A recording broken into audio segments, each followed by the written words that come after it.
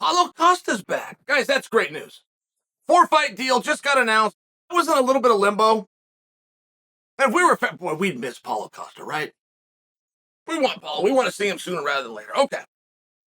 Paulo Costa's back. 4-fight deal. What does that look like?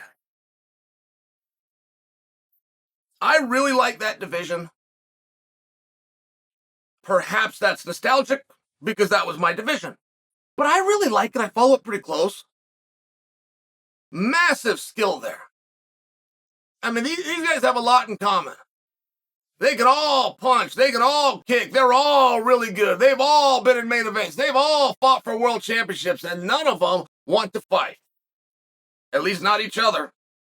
Like, that's another thing that they all have in common. I read about 185 pounds every goddamn day. You know what I don't read? I don't read a call out. Ever.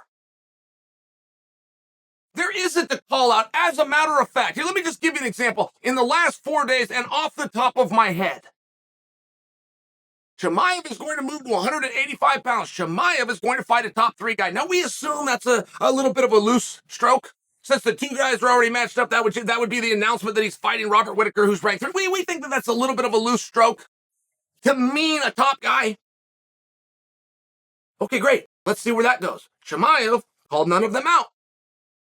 He said 4 days. 4 days where we don't have clarity. He didn't call any of them out. None of them called him out.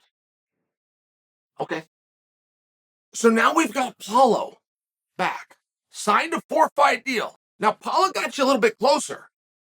He did throw out Chimaev's name, but he also threw out Strickland's. And that's very different than a call-out. It's now a suggestion. It's helpful. It's good. But it's not the same. Why is that? I mean, why aren't those guys calling each other out? Are they buddies? I mean, sometimes that happens. I got mashed up with Brian Stan, just by example. I mean, sometimes you can mash up the guy. I'm just not, that's not what I'm going to do. For whatever personal reason. But is that what's happening here? Do we got 5 guys at the top, and they're all buddies or something along these lines? That doesn't sound right. Sean Strickland doesn't have friends. That doesn't sound right. Paulo Costa hasn't been nice to anybody. That doesn't sound right. Chimaev walks into a glass house and starts throwing stones by choice, right? That doesn't sound right, but somehow that's what's happening, and it's been going on for quite some time. I mean, I get asked this all the time. What do you want to see these guys do? Man, I don't know what I want to see them do. You want to know what's gross to me? You know, I never want to see is 2 guys fight in anywhere in life. I don't give a goddamn if this is a war. You got these 2 countries. If one of them doesn't want to be there, that's gross. And you'll even have people on the outside cheering it on. That guy doesn't want to be there. That's mean that poor guy. So they asked me, what do I want to see at 185? I was, hell if I know, none of them want to fight each other. I don't want to see guys fighting that don't want to fight each other. And maybe you have a situation much like I referenced with Brian Stan, where the guy's just untouchable. He's got a reputation and attitude. It's one of these things. It's beyond reproach. Is that what we've got here? Who would that guy be? Possibly Robert Whittaker? Everybody likes him. He never calls anybody out. Paulo Costa and Whittaker have had business twice, guys. Big fights. I mean, one of them was going to be ABC, just to remind you. It's what ended up being Max Holloway and Calvin Kattar. That was supposed to be Paulo Costa and Robert Whittaker. They tried to remake that fight. Put out a poster, made the announcement they were going to do it, even going to take it to Australia, where Robert Whittaker currently is the second, or at least 1/2 of the biggest drawing fight of all time. And this is going to be a massive fight. Went away, couldn't get the paperwork worked out. Sounds like we do have it worked out, but we didn't go back to that fight. In fact, we didn't go back to any fight for any of them. I just want to know why. You don't have to sit there and entertain me. You don't have to go do fiction because it's fun for old Chael, who's sitting over here and a little bit bored. You don't have to do that. But if you have a strategy, I'd be very curious what it is. Like, if I was to try to guess off the top of my head, it'd be really good for Robert Whittaker to sit there with his mouth shut. It really would. If we're playing musical chairs and Whittaker gets left out, I think it'd be helpful for him right now. I think that Whittaker should have done what Volkanovski did, demand backup position for Adesanya versus Pierre. Not to mention, Pierre versus Whitaker from an X's and O's, not from a drama and a story, but from an X's and O's standpoint. Ooh, that's an interesting match. So I think that perhaps Whitaker is better served to be left without a dance partner, and perhaps that's what he's doing. I'm just offering it. Is that what the strategy is? Pierre hasn't said much at all, but you can't blame him. He's got Adesanya, and I don't know how much longer Pierre is going to stay in the weight class.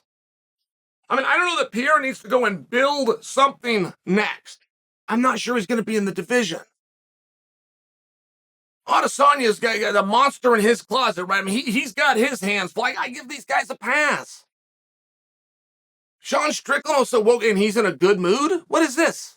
Well, we don't need good mood Sean Strickland. I don't need good mood Sean Strickland any more than I need nice Marvin Vettori. I need angry Marvin Vettori. And then you have Paulo Costa. I've always wanted him at 205 pounds, but I can't get my way. Even when he's coming back now, he's coming back to 185. He's been very disciplined. That's where he wants to be. That's awesome, right? I mean, if he's got a vision, he's going to stick to it. I'm just sharing with you. I like him at 205. I think it's a fresh coat of paint. I think that's a very interesting division. I think he matches up very well there. And in all fairness, I don't have a lot of ideas down at 185. He suggested Strickland and he suggested Chimaev. That sounds good to me. But I got an interview with Chimaev just yesterday. He was talking about Colby. And Chimaev was on Ariel's show talking about Colby. Colby's a 70-pounder. The last time that Chimaev was on Ariel's show, just to go back to that reference, he talked about Pierre, but he talked about doing it at 205 pounds. I mean, right, we got a lot of talk going on, but we don't have it at 185. Are we at 185? It's a massive lack of clarity that really we don't ever have to figure out, guys. They figure it out for themselves. That's how this industry works. They get an idea. One guy speaks up. He's got the balls to actually call the other guy out. The other guy can't take that. He's got an ego. He fires back. I mean, this isn't rocket science.